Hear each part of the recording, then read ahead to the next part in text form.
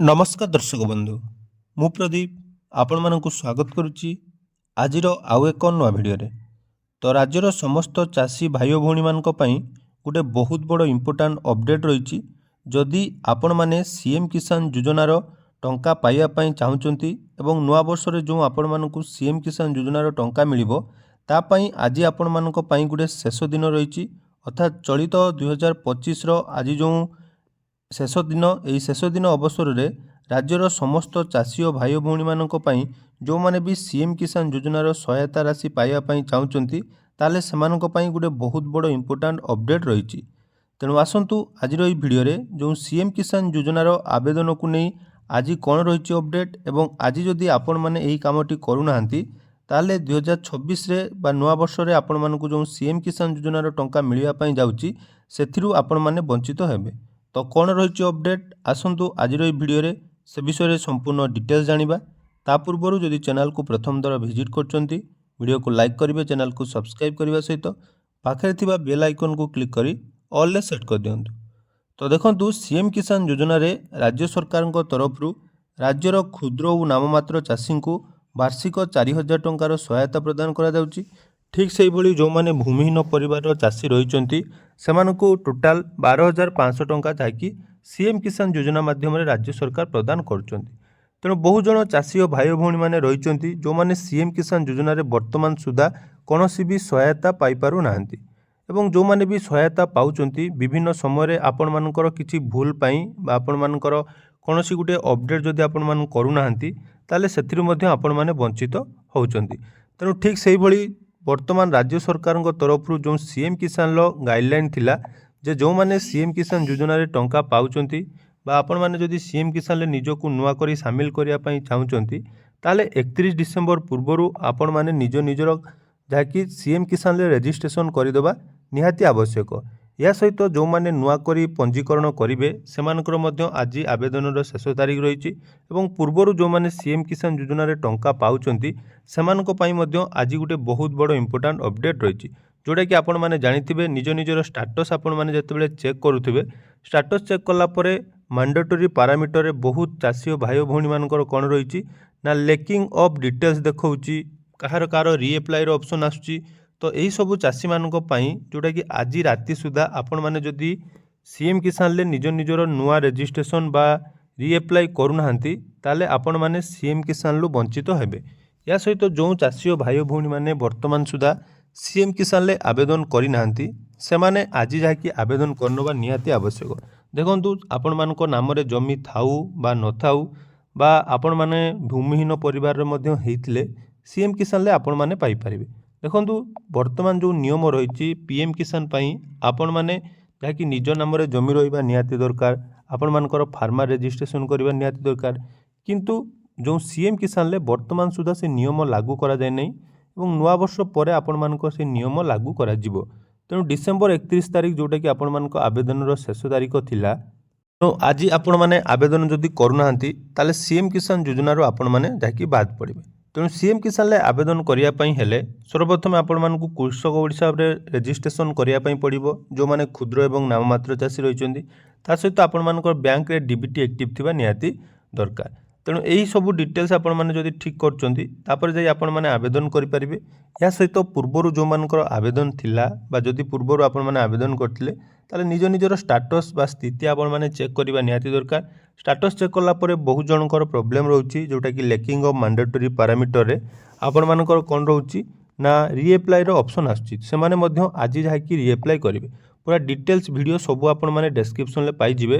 तेणु जो माने भी करि नाहंती बा नुआ करी आवेदन करिया पई चाहुचंती आसंतु केमिति से माने नुआ करी आवेदन करिवे से विषय डिटेल्स जानिबा। तो सीएम किसान रे नुआ आवेदन करिया पई हेले सर्वप्रथम आपण माने कृषक ओडिशा रे रजिस्ट्रेशन करिवे। कृषक ओडिशा रजिस्ट्रेशन कला पर देखंतु एठी रहिछि चाषी पंजीकरण तो से चाषी पंजीकरण ऑप्शन ले आपण माने क्लिक कर देबे। चाषी पंजीकरण ऑप्शन ले क्लिक कला पर देखंतु एठी आपण मानको रजिस्ट्रेशन लो प्रोसेस देइछि। जदि आपण माने क्षुद्र नाममात्र चाषी रहिचंती ताले आपण मानकर कोन कोन दरकार ना ओटीपी अर्थात आधार कार्ड सहित आपनकर मोबाइल नंबर दरकार जदि आपण माने निज मोबाइल करचंती ता सहित जदि सीएससी सेंटर रे करचंती ताले बायोमेट्रिक रे करि परिबे। या सहित आपण मानकर जोटा कि आधार बैंक सीडिंग बा डीबीटी एक्टिव थिबा दरकार ଏବଂ ନିଜର ରାସନ କାର୍ଡ଼ ଥିବା ମଧ୍ୟ ନିହାତି ଦରକାର। ପରିବାରର ଗୋଟିଏ ଲୋକ ହିଁ ସିଏମ୍ କିଷାନ ପାଇଁ ଆବେଦନ କରିପାରିବେ। ଯଦି ପୂର୍ବରୁ ସେହି ରାସନ କାର୍ଡ଼ରେ କିଏ ଆବେଦନ କରିଛନ୍ତି ତାହେଲେ ଏଠି ଆପଣମାନଙ୍କର ଆବେଦନ ହେବ ନାହିଁ। ଏହା ସହିତ ଲ୍ୟାଣ୍ଡ ରେଜିଷ୍ଟ୍ରେସନ୍ ଆପଣମାନେ କରିବେ, ଯେଉଁଟାକି ମୁଁ ଆପଣଙ୍କୁ କୃଷକ ଓଡ଼ିଶା ପୋର୍ଟାଲ୍ କଥା କହିଲି।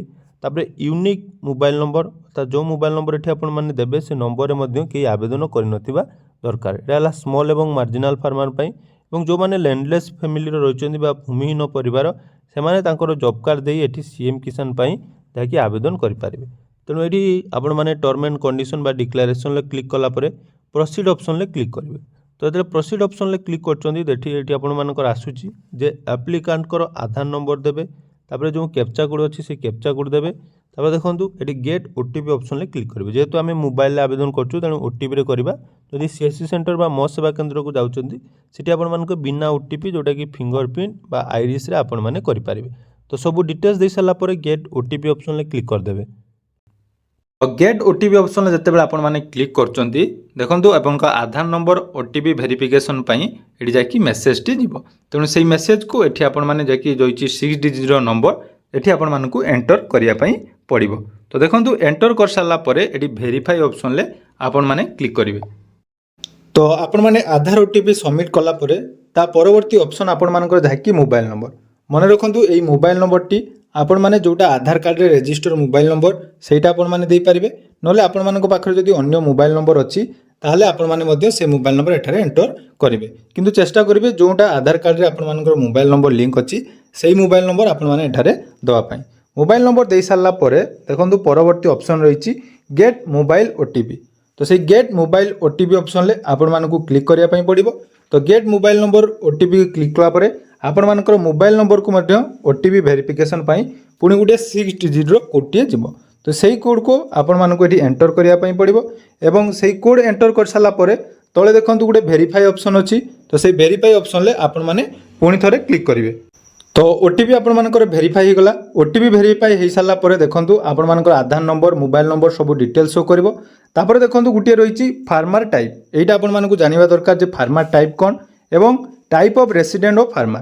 देखंतु फार्मर टाइप रहिछि जो मानकर 2 हेक्टर रु कम रहिछि सेटा रहिबो स्मॉल मार्जिनल फार्मर तेनु एसएमएफ। आ जदि आपण मानकर एमएलएफ जोटा कि रहिछि मीडियम एंड लार्ज फार्मर जोटा कि आपण माने केवल पीएम किसान पाइबे जदि 2 हेक्टर रु अधिक जमी अछि। ता सहित रेसिडेंटल ऑफ फार्मर जोटा कि रूरल देबे मन रखिबे। एटा गोटे इंपोर्टेंट रहिबो। देई साला परे आपण मानकर बैंक अकाउंट सीडिंग स्टेटस अर्थात आधार कार्ड सहित आपण मानकर को बैंक लिंक अछि ता वर्तमान एटी आपण मानको शो करिवो। देखि पारथुबे जोटा कि इंडिया पोस्ट पेमेंट बैंक बा आईपीबी रो अकाउंट एटी आसिला। आपण मानकर जदि आधार कार्ड रे जो बैंक डीबीटी एक्टिव थिबो सेटा आपण मानकर एटी शो करिवो। शो करला परे देखंतु तापरे रहिछि प्रोसीड ऑप्शन। तो सेही प्रोसीड ऑप्शन ले आपण माने क्लिक करिवे। तो प्रोसीड ऑप्शन ले जते बेले आपण माने क्लिक करिवे आपण मानकर पूरा डिटेल्स जाकी एठी आसी जिवो। जेमिति आपनकर आधार कार्ड रो डिटेल्स एठी वेरीफाई हेई आसी जिवो। तो जो गुडी को स्टार ऑप्शन रहिछि से गुडी को आपण मानकु देबा पई पड़िबो। जेमिति आपण मानकर डिस्ट्रिक्ट ब्लॉक ग्राम पंचायत विलेज एवं पर्सनल डिटेल्स रे आपण मानकर नाम बापांकर बा स्वामींकर जहाँ भी आपनकर आधार कार्ड रे अछि आसी जिवो। तापर देखंतु राशन कार्ड नंबर एठी आपण मानकु राशन कार्ड एंटर करिया पई पड़िबो। जेतु ऑलरेडी मो राशन कार्ड एठी एंटर कर देछि राशन कार्ड नंबर मध्ये एठी शो करिवो। तापर रहिछि सोशल कैटेगरी जोटा कि आपण मानकर कास्ट रहिबो। तेणु आपण माने निज निजर कास्ट एठी आपण माने देबे जोटा कि जनरल ओबीसी एससी एसटी एवं जो मानकर एससी बीसी रहिछि से माने जनरल कैटेगरी रे क्लिक करिवे। तेणु एठी हमर जोटा कास्ट रहिछि ए कास्ट एठारे एंटर कर नउछि। तो कास्ट एंटर कर साला परे आपण मानको गुटे इंपोर्टेंट कथा जोटा कि रहिबो जे आपण मानकर land details a land details आपण मानको भलो भाबरे फिलअप करिया पई पड़िबो। देखंतु प्रथम गुटे रहिछि ओनरशिप जोटा कि सिंगल बा जॉइंट आपण मानकर जदि जॉइंट पट्टा अछि ताले जॉइंट देबे आ सिंगल जदि लैंड होल्डर अछंती ताले आपण माने सिंगल देबे। तापर एठी आपण मानकर जोटा रहिछि कृषक ओडिसा पोर्टल ले जो जमीर डिटेल्स दैचंती एठी मध्ये आपण माने देई देबे। तापर शेयर वैल्यू देखंतु एरिया जोटा हेक्टर अछि 0.08 एठी मध्ये आपण माने सेटा देई देबे। देई सारला परे आपण मानकर जो लैंड रेकॉर्ड आपण मानकर कृषक ओडिसा पोर्टल ले दैचंती तार पीडीएफ एठी आपण मानकु दवा पई पड़िबो जोटा कि बहुत इजी अछि। आपण माने पीडीएफ मध्ये भूल लेखरु डाउनलोड करि परिबे। देई सारला परे संपूर्ण डिटेल्स आपण माने देखि पारिथिबे एवं सेठी जो रहिछि हमर आई हेयर बाय डिक्लेरेशन से डिक्लेरेशन लो क्लिक करिवे सबमिट कर देबे। देखंतु मात्र आपण मानकु 2 रु 3 मिनिट समय लागिला जाकि आवेदन करिया पई। तनो आवेदन रो प्रोसेस इजी रहिछि କିନ୍ତୁ ତା ପୂର୍ବର ଯେଉଁ ଷ୍ଟେପ୍ ଗୁଡ଼ିକ ରହିଛି ଯେମିତିକି ଆପଣମାନଙ୍କର କୃଷକ ଓଡ଼ିଶା ରେଜିଷ୍ଟ୍ରେସନ୍, ଡିବିଟି ଲିଙ୍କ୍ ଏବଂ ଆଧାର କାର୍ଡ଼ରେ ମୋବାଇଲ୍ ନମ୍ବର ଲିଙ୍କ୍ ଏହିସବୁ ସର୍ବପ୍ରଥମେ ଠିକ୍ କରନ୍ତୁ। ତା'ର ଡିଟେଲ୍ସ ଭିଡ଼ିଓ ମଧ୍ୟ ଆପଣମାନେ ଡେସ୍କ୍ରିପ୍ସନ୍ରେ ପାଇଯିବେ। ଦେଖନ୍ତୁ ବର୍ତ୍ତମାନ ସବମିଟ୍ ଅପସନ୍ ଆସିଲା, ସବମିଟ୍ ଆପଣମାନେ କରିଦେବେ। ସବମିଟ୍ ଅପସନ୍ରେ କ୍ଲିକ୍ କରିଦେଲା ପରେ ଦେଖନ୍ତୁ ଆପଣମାନଙ୍କ ରେଜିଷ୍ଟ୍ରେସନ୍ କ୍ଲିୟର୍ ହୋଇଗଲା ଏବଂ ରେଜିଷ୍ଟ୍ରେସନ୍ କ୍ଲିୟର୍ ହୋଇଗଲା ମାନେ ଆପଣମାନେ ପରବର୍ତ୍ତୀ ସମୟରେ ଯେତେବେଳେ ଭେରିଫିକେସନ୍ ସବୁ ସରିବ ତା'ର ଡିଟେଲ୍ସ ଆପଣମାନେ ଚେକ୍ କରିପାରିବେ। ତ ଏହିପରି ଭାବରେ ଆପଣମାନେ ସିଏମ୍ କିଷାନ ବା ପିଏମ୍ କିଷାନ ପାଇଁ ଆବେଦନ କରିପାରିବେ। ତେଣୁ ଆବେଦନ କରନ୍ତୁ ଏବଂ ପରବର୍ତ୍ତୀ ସମୟରେ ସମସ୍ତ ଯୋଜନାର ଟଙ୍କା ପାଇବା ପାଇଁ ଚ୍ୟାନେଲକୁ ସବସ୍କ୍ରାଇବ୍ କରି ରଖନ୍ତୁ।